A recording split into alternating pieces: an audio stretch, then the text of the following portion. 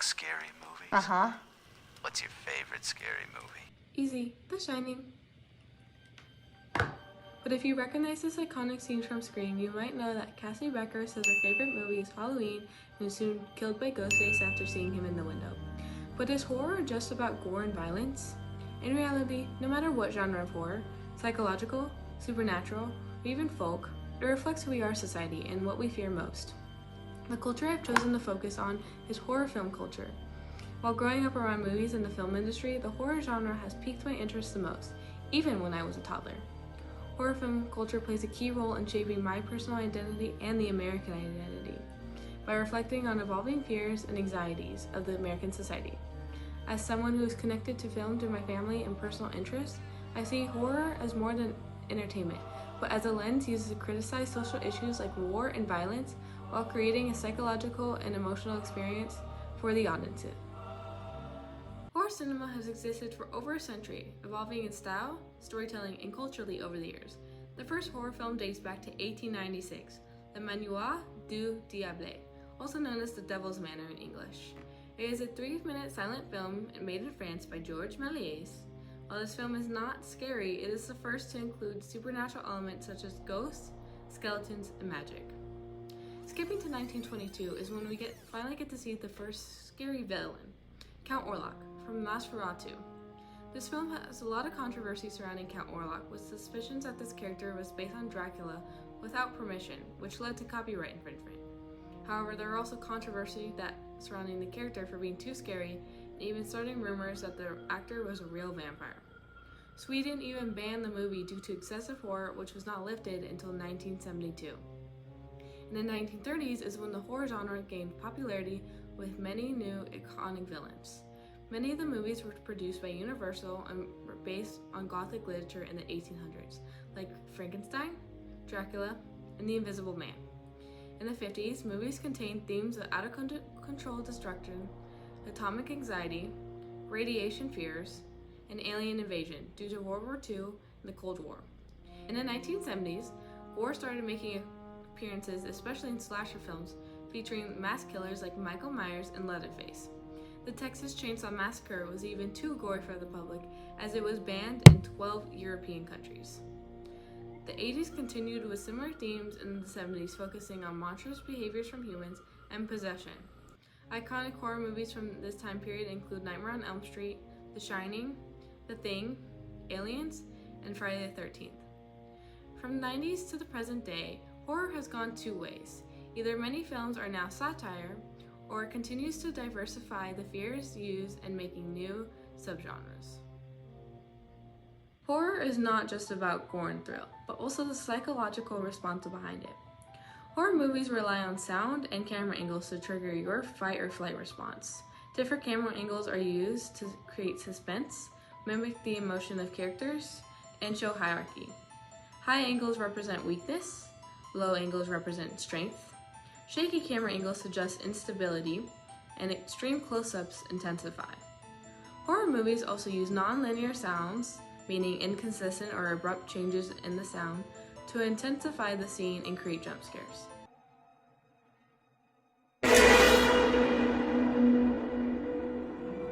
After your brain triggers your fight or flight response, releasing adrenaline and dopamine, you experience an accelerated heart rate, heavy breathing, and other physical reactions, which wears off after recognizing you are safe, and experience intense relief.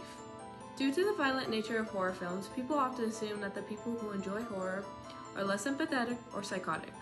However, a new study done in 2022 by Arthur's University and University of Chicago found that people who enjoy horror scored higher on cognitive empathy and lower on cold-heartedness. I relate to the study as I've never felt more aggressive or cold-hearted after watching a horror movie. It's instead a form of entertainment that I enjoy. Besides, it's not like you turn into Michael Myers after watching Halloween. There are so many varieties of horror fans, since different people enjoy different genres based on their personal experiences. But there are also terms for different types of horror fans. Adrenaline junkies are people who enjoy the thrill and excitement of horror movies. White knucklers enjoy the tension and suspense. and dark copers use horror as a tool to overcome anxieties and traumas. Also, many children, including me, use animated movies such as Coraline as a gateway to the horror genre. It plays with creepy aspects like the Otherworld and the Other Mother, but is still PG for children. It is also fun to have deeper discussions with people about horror films because you often find little details like Easter eggs. One Easter egg that is loved by multiple people in this culture is during Bride of Chucky, there's a locker with multiple references to horror villains with Jason's mask, Freddy's glove, and Michael Myers' mask. As there are many other things that contribute to horror film culture, these are the main things that make it what it is today. Beyond their entertainment use, horror films reflect the fears of American society. During the 20th century, many horror films reflected societal fears due to events happening at the time. For example, slasher films became popular during the 70s and 80s because that's when the period of the golden age of serial murder started to peak. Numerous active serial killers were across the country like Jeffrey Dahmer, the Night Stalker, the Zodiac Killer, and Ted Bundy. Society was fearful that they might become vulnerable to hundreds of serial killers around, so slasher films took this opportunity to play with this fear and reflect the excessive amount of violence inflicted upon people. Though there are more instances of violence on display for the public with the Vietnam War and assassinations of the political figures and activists furthering the contributions to the graphic scenes.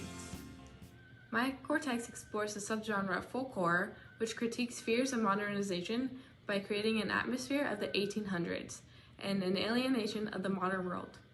It focuses on topics of witchcraft, rituals, and paganism, stuff that would usually be controversial in the 1800s. Now, this documentary focused on British folk horror, but this allowed me to see the differences in horror films between the two countries, with Britain horror films being slower and gothic, where American horror films are in your face and violent. Part of this is due to how Europeans and Americans view violence, with American movies not containing a lot of violence, whereas American films often contain violence as we are a lot more desensitized to it. Apart from reflecting societal fears, director of Psycho, Alfred Hitchcock, changed the American movie theater business forever. People who watch movies in the movie theater would often walk in halfway through and experience the ending first, then wait for the new showing to see what they missed. Hitchcock was disturbed by this practice and made scheduled showtimes and would not let anyone in after the movie started, to stop people spoiling the movie for themselves. This change became an unspoken rule for all American movie theaters showing films of all genres. So horror movie culture is connected to American culture through its history and reflection of fears. I grew up in a very artistic family.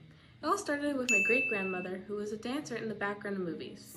One of her children, my great-aunt, went into the film industry, as well as her daughter and many other family members. My great-aunt started her film career working with mold and puppetry in the late 80s to early 90s.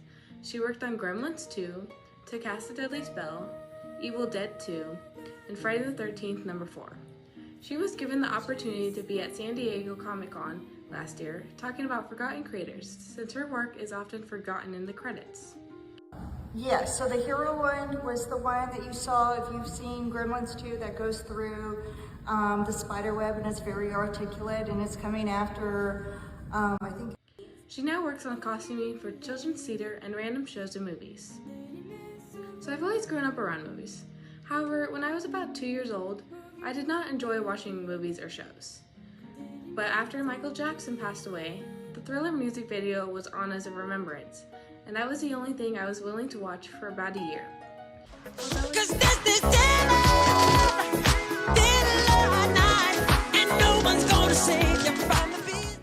Although it is not a horror movie, it has creepy vibes to it as well as werewolves and zombies in it.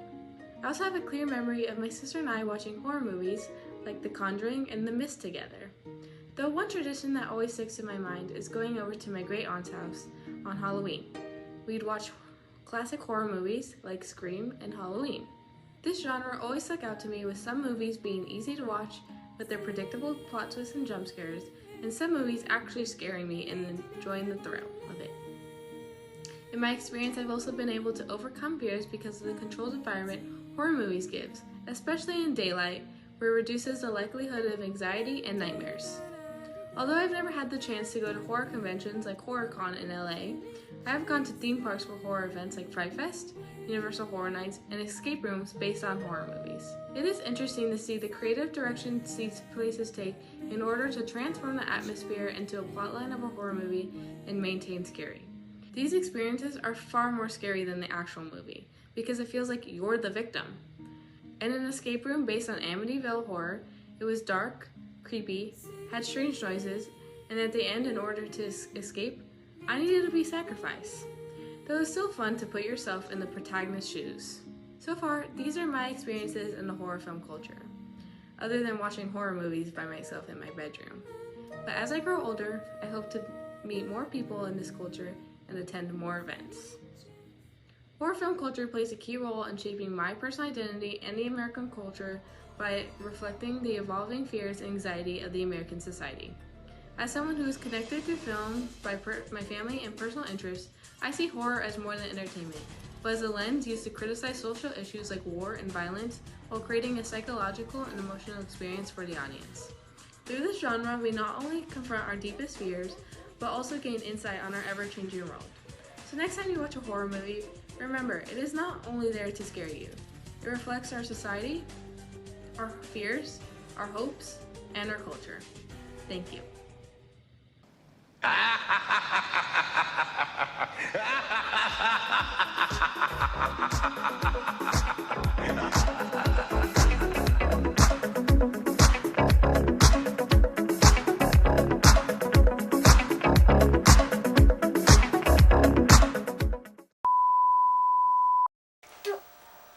Do wave, Hannah, wave. Say hi.